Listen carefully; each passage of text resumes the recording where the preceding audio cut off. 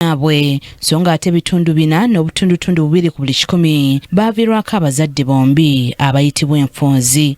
Alipoota eraze ebisomooza abaana bano bamulekwa omuli ekyobutasoma ng'era kiragiddwa nga bamulekwa ebitundu 61 ku buli 100 bawanduka mu masomero ne baddira okwenyigira mirimu egy'enjawulo era ng'abawala balagiddwa wano nga be basinga okukosebwa. Bamulekwa era kisangiddwa nga bazaala nnyo nga tebanneetuuka olw'okubulwa ayamba.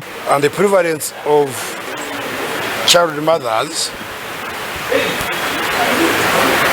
was highest among orphans, which is at 2.1 compared to their non-orphans counterparts, which stood at 1.5. Ekitundu kya Bunyoro kiragiddwa ng'ekisingamu abaana bana bazaala nga tebanneetuuka so nga mu Kampala omuwendo guli wansi nga Dr. Chris Mukiza Ssenkulu wa Ubos bw'annyonnyola. The highest percentage of the orphans were in Madi at 20%.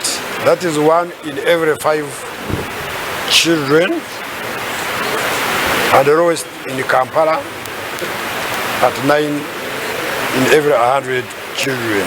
Alipoota eraga nga bamulekwa basinga mu West Nile so nga mu Teso bano batono. Omutendera gwa disitulikiti Lwengo ne Sembabule ze zisingamu bamulekwa ne ziddirirwa Rakai. And slightly over half of the orphans in the age group of 6 to 17 were attending school. That's basic education.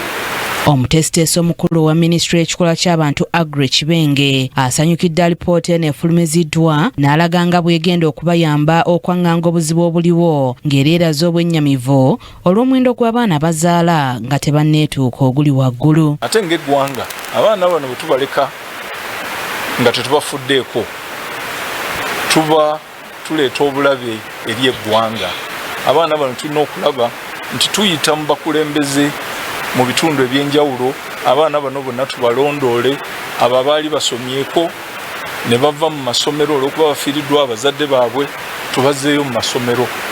Abaana abafuna embuto waliwo kyendabye ku ripooti eno nti abaana bwe batuuka mu myaka 12-13 awo otandikira obbalaba nga beeyongera abaana ab'obuwala okusingira ddala abafuna embuto. Ono kyokka alaze obwetaavu obw'okufa ne ku mwana omulenzi mu ngeri eyo ng'era omuwala bwafiibwako ng'era asabye gavumenti mu nteekateeka yaayo okuzingiramu n'abaana bali mu nkambi ez'abanoonyi b'obubuddamu. Nti abamu basomedde wano, abamu bajja kukolera wano, obugagga babukoledde wano, obugagga obwo bayituuka okuddayo ewaabwe tebagenda butwala bajja buleka wano bye banaaba bakoledde wano.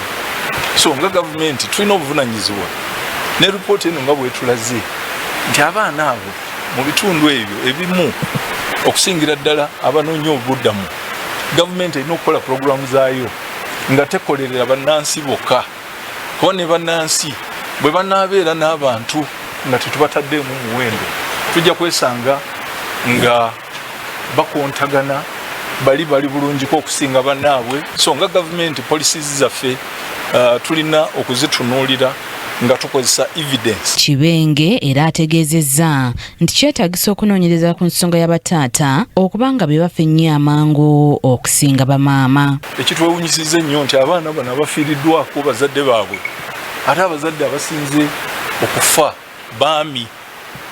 Naawe oli yeebuuza bataata okusinziira ku data gye tulabye wano bataata bafa mangu nnyo okusinga bamaama. Ekyo kyongera ate nakyo okuggumiza puroguramu zaffe eza gavumenti ez'okusiga mu bakyala. Kyambadde Shadrack Joshua yakusakidde eggulire lino Crack KTV amalindirire. Bannakyewa ab'enjawulo abatakabanira obutonde bw'ensi bassa omukago okulaba nga bataatira obutonde bw'ensi obugenda butyoboola bannansi mu ngeri ez'enjawulo ekintu ekyolekedde okussa n'okuzaalira eggwanga lino akabasa.